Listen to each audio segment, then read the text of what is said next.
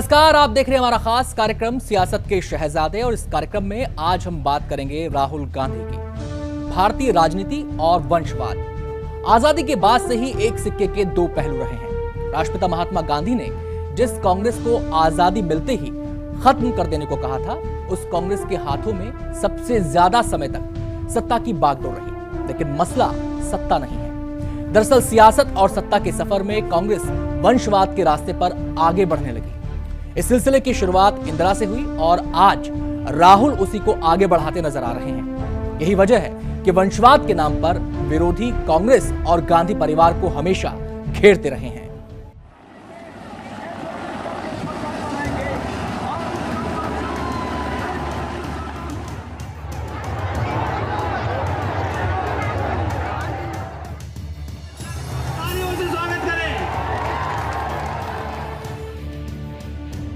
मेरे परिवार में दो लोगों को आतंकवादियों ने मारा है, मेरी दादी को और मेरे पिता को। राहुल गांधी, जिनकी पहचान है कि इनके पिता प्रधानमंत्री राजीव गांधी थे, इनकी दादी प्रधानमंत्री इंदिरा गांधी थी और इनके परनाना पंडित जवाहरलाल नेहरू भी प्रधानमंत्री थे।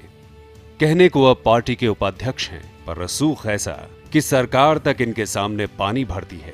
राहुल कहें तो सिलेंडर सस्ता। प्रधानमंत्री जी, 9 सिलेंडर से बात नहीं बन रही है। प्रधानमंत्री जी, 12 सिलेंडर चाहिए हमें। राहुल कहें तो अध्यादेश वापस। My opinion in the ordinance is that it's complete nonsense and that it should be torn up and thrown out. पूरी सरकार के साथ प्रधानमंत्री को बेइज्जत कर देने की हिमाकत तो एक शहजादा ही कर सकता है। आपके राजस्थान में शहजादे आए थे।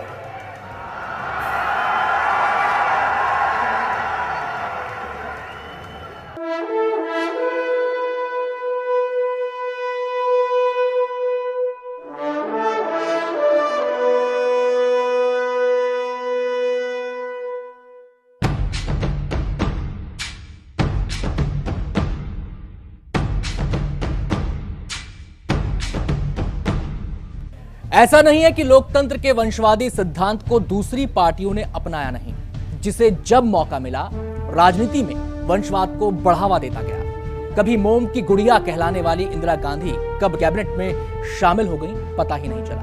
वहीं वंशवाद का विरोध करने पर कामराज जैसे दिग्गज कब हाशिए पर चले गए, उसका भी अंदाजा नहीं हुआ। वंशवादी इमारत की पहली मंजिल बनी इंदिरा कांग्रेस। 71 के बांग्लादेश युद्ध में दुर्गा का तमगा पाने के बाद से ही भारतीय राजनीति में कांग्रेसी वंशवादी परंपरा पनप उठी। इंदिरा गांधी ने 1971 के बाद कांग्रेस को अपने परिवार की पार्टी बना लिया और कांग्रेस को चलाने के लिए उन्होंने अपने किसी महासचिव या पार्टी के पदाधिकारियों पर भरोसा नहीं किया।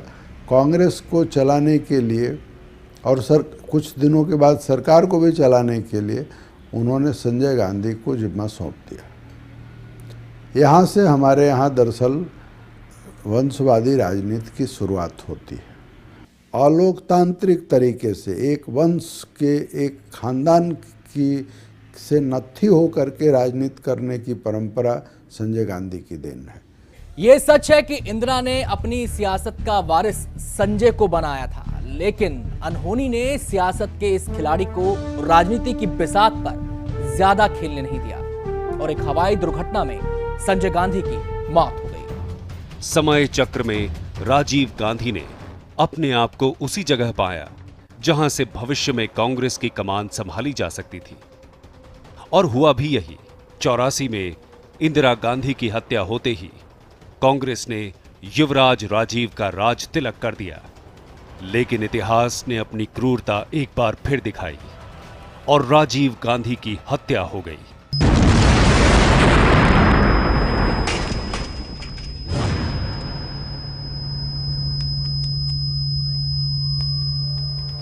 पूर्व प्रधानमंत्री राजीव की हत्या के बाद ऐसा लगा जैसे नरसिम्हा राव के नेतृत्व में बनी कांग्रेस पार्टी की सरकार ने कांग्रेस पार्टी से वंशवाद को खत्म कर दिया। लेकिन अर्जुन सिंह और नारायण दत्त तिवारी जैसे वंशवाद के पैरोकारों ने सोनिया गांधी जिंदाबाद का नारा लगाकर फिर से वंशवाद की परंपरा को जिंदा किया। देश भर के राजनीतिक दलों को आप अगर नजर में लाएं, फिर केंद्र की सरकार को भी ध्यान में रखें, केंद्रीय संसद को ध्यान में रखें, राज्य सरकारों को ध्यान में रखें, तो कोई भी व्यक्ति जिसने 1947 की आज़ादी के समय भारत के एक उदार और एक बेहतर लोकतंत्र की कल्पना किया होगा, वो व्यक्ति अगर आज देखेगा तो उसका दिल दहल जाएगा।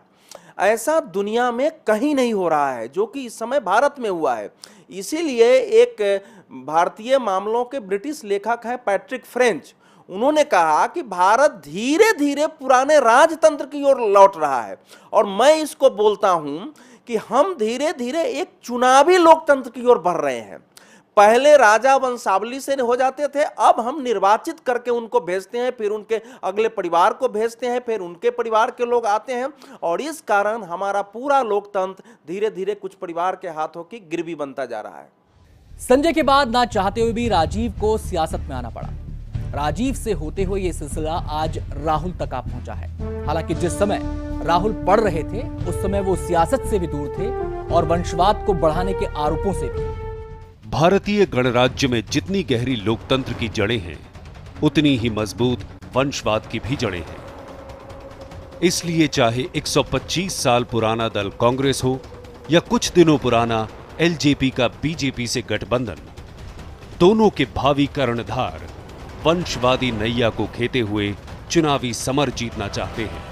तमाम दलों में भले ही वंशवादी परंपरा की पहली पीढ़ी तैयार हो रही हो, लेकिन नेहरू गांधी परिवार अपनी चौथी पीढ़ी को वंशवादी सीढ़ी पर चढ़ाने के लिए तैयार हो चुका था। ये राहुल गांधी चौथी पीढ़ी है, और नेहरू वंश की चौथी पीढ़ी और किसी भी वंश की चौथी पीढ़ी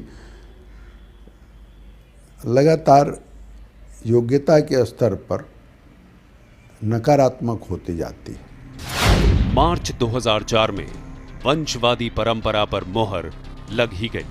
मई में होने वाले चुनाव में शहजादे चुनाव लड़ने का मन बना चुके थे और उन्होंने राजनीति में अपनी एंट्री का ऐलान कर सांसद बनने के लिए यूपी में अमेठी को चुना। उनके पिता भी यहीं से जीते थे। यहीं से वंशवादी लीला दोबारा चल पड़ी।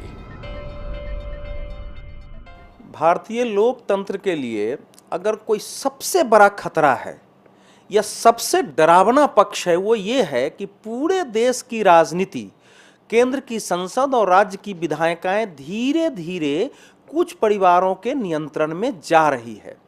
2009 के चुनाव के बाद जो 543 सांसद चुन के आए, जब उनका विश्लेषण किया गया तो ये पाया गया कि करीब 1/3 सांसद किसी न किसी राजनीतिक परिवार या रिश्तेदारी से आते हैं। जो 35 वर्ष के सांसद थे 30, उनमें से 21 तो सीधे राजनीतिक परिवार से थे और 4 थे कि थोड़े दूर के रिश्तेदार में से थे। सोनिया गांधी ने प्रधानमंत्री बनने से इनकार कर राजनीतिक पंडितों को हैरान कर दिया, लेकिन जल्द ही ये हैरानी खत्म हुई और एक बार फिर नेहरू गांधी परिवार की चौथी पीढ़ी वंशवादी राजनीति का झंडा बुलंद करने को तैयार हो गई। इस बार कांग्रेस पार्टी को मिले इंदिरा के पोते और राजीव गांधी के बेटे राहुल गांधी। 2009 के लोकसभा चुनाव में राहुल अमेठी के रास्ते संसद तक दोबारा पहुंचे। गौर करने वाली बात यह रही कि इन चुनावों में राहुल गांधी ने 6 सप्ताह ताबड़तोड़ 125 रैलियों में जनता से साथ मांगने की अपील की थी।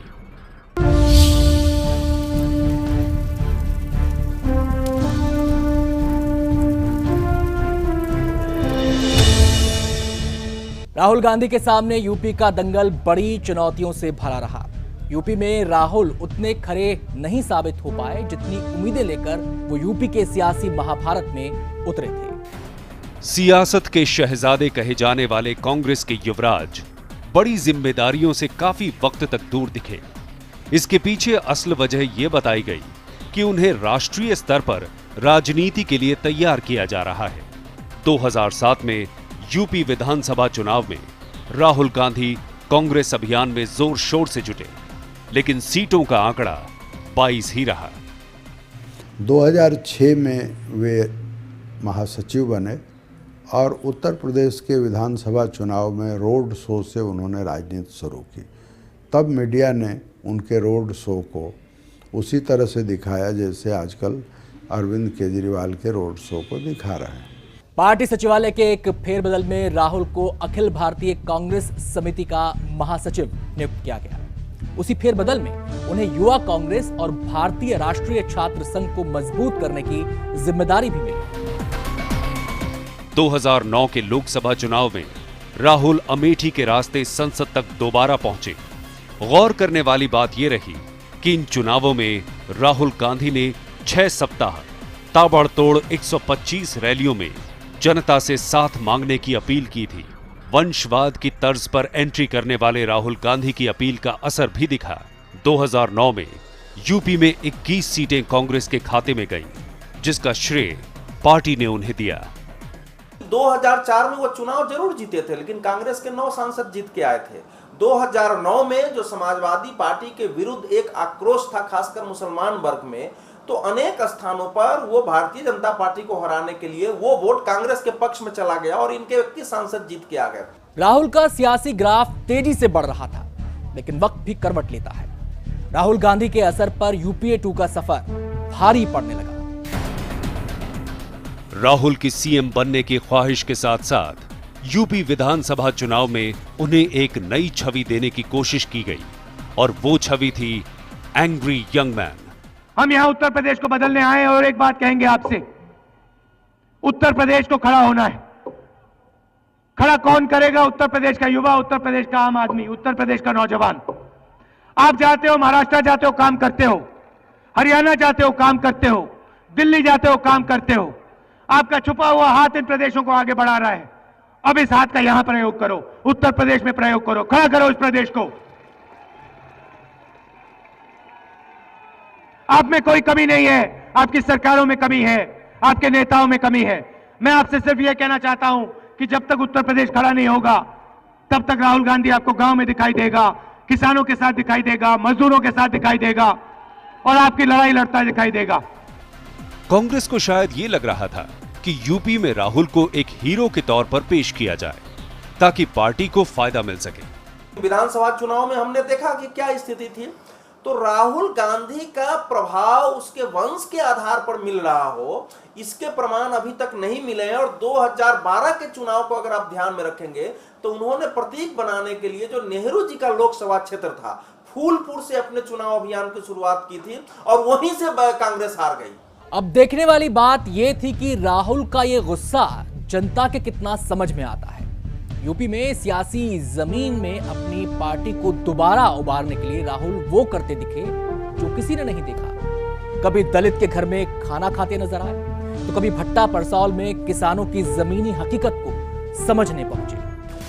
कांग्रेस की रणनीति में शहजादे की तैयारी को लेकर उम्मीद तो बहुत थी, लेकिन एंग्री यंग मैन का जादू नहीं चला। वहीं भट्टा पारसौल के विवाद और दलित के घर में खाना उन्हें जनता से जोड़ न सका, उल्टा विरोधियों को इसका फायदा मिला। राजनीति के दांव-पेंच में यूपी का सपना अब सपना रह गया। 2012 के विधानसभा चुनाव के नतीजों ने राहुल की उम्मीदों पर पानी फेर दिया। सबसे पहले समाजवादी पार्टी और मुलायम सिंह यादव जी, अखिलेश को मैं बधाई देना चाहता हूं। यूपी की जनता ने उनको समर्थन किया और हमारी डेमोक्रेसी है तो उनको बधाई देना चाहता हूं। दूसरी बात, ज़रूर मैंने कैंपेन लड़ा है और मैं आगे खड़ा था, तो जिम्मेदारी मेरी है। हम सब कांग्रेस पार्टी के लोग लड़े थे, अच्छी तरह लड़े, मगर रिजल्ट जो आया इतना अच्छा नहीं आया। यूपी विधानसभा चुनाव में मिली करारी हार से राहुल परेशान थे। उधर विरोधियों को ताकत मिल गई और राहुल निशाने पर आ गए। राहुल का यूपी विधानसभा चुनाव का रिजल्ट फेल हो चुका था, लेकिन कांग्रेस में यह बात कोई मानने को तैयार नहीं था। यह वंशवादी परंपरा का ही असर था कि फेल होने के बावजूद 2013 की जनवरी में राहुल का कद और ऊंचा किया गया। पार्टी में उपाध्यक्ष बनाकर उन्हें नंबर 2 की जगह दी गई। उसकी वजह थी आगे आने वाले 5 राज्यों के विधानसभा चुनाव और 2014 में होने वाले लोकसभा चुनाव। अगर उनको आम आदमी, आम नागरिक की, गरीबों की, समाज के दबे कुचले की आवाज को ला करके केंद्र तक लाना है, तो पहले तो आप पार्टी का उस प्रकार से लोकतांत्रिकरण जब करेंगे, जब ऐसे लोग पार्टी में आएंगे, तो आपको किसी गरीब के घर में जाके सोने की आवश्यकता नहीं होगी। राहुल के उपाध्यक्ष बनाए जाने के बावजूद जनवरी की ठंडक दिसंबर में जस की तस रही। शहजादे एक के बाद एक रैलियां करते दिखे, लेकिन कांग्रेस में गर्मजोशी पैदा नहीं कर सके।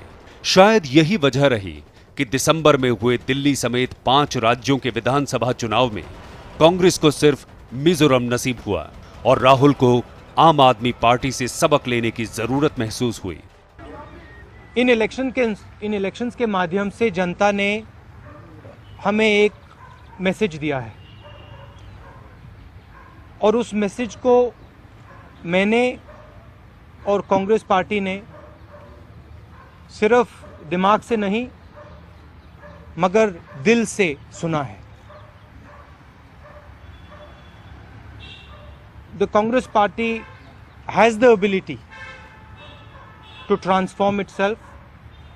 The Congress party has the ability to stand up to the expectations of the people of this country, and the Congress party is going to do that. Rahul Gandhi के लिए दूसरा सबक था। चंद दिनों में आम आदमी पार्टी की दास्तां ने उन्हें अगली रणनीति सोचने पर मजबूर कर दिया। राहुल गांधी आधुनिक तकनीकी से लैस हैं और अपनी तकनीक के जरिए कांग्रेस की छवि को अपने ढंग से संवारने में जुटे हैं। ये अलग बात है कि हर कदम पर उनके साथ कोई न कोई विवाद जरूर उठा, फिर चाहे वो कोई इंटरव्यू हो या फिर प्रचार का तरीका। देश की 2 बड़ी पार्टियों में से एक बीजेपी ने पीएम पद के लिए अपने पत्ते खोल दिए। बीजेपी ने मोदी को पीएम उम्मीदवार बना दिया। निगाहें कांग्रेस पर थी। राहुल को पीएम पद का स्वाभाविक दावेदार माना जा रहा था, लेकिन कांग्रेस पीएम पद के लिए राहुल के नाम की घोषणा से परहेज करती हुई नजर आई और आखिरकार उनके नाम का ऐलान नहीं हुआ।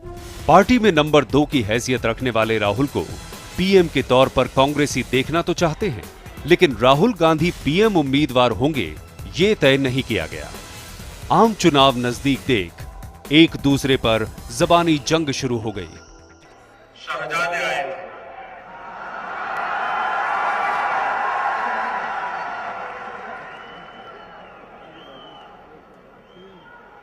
और वे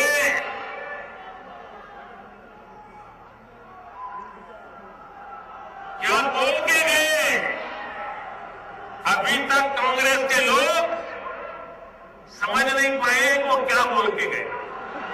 औरों की बात तो छोड़ो, वो क्या कह के गए, क्यों कह के गए, किसके लिए कह के गए, न कहने वाले को पता है,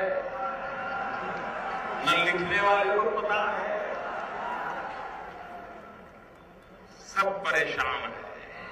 विरोधियों के निशाने पर कांग्रेस के युवराज को देखकर हमदर्दी रखने वालों से रहा नहीं गया और बीजेपी के पीएम पद के उम्मीदवार यानी नरेंद्र मोदी को नसीहत देने लगे। तो वहीं मोदी भी कहां चुप रहने वाले थे। उनके कहने से क्या फर्क पड़ता है। इतिहास तो उन्हें पढ़ना चाहिए। अगर इतिहास पढ़ेंगे तो फिर वो राहुल गांधी पे वो हमले नहीं कर पाएंगे जो हमले कर रहे हैं। उन्हें पता चलेगा कि इतिहास के अंदर राहुल गांधी के फैमिली का कितना कंट्रीब्यूशन रहा है देश के लिए।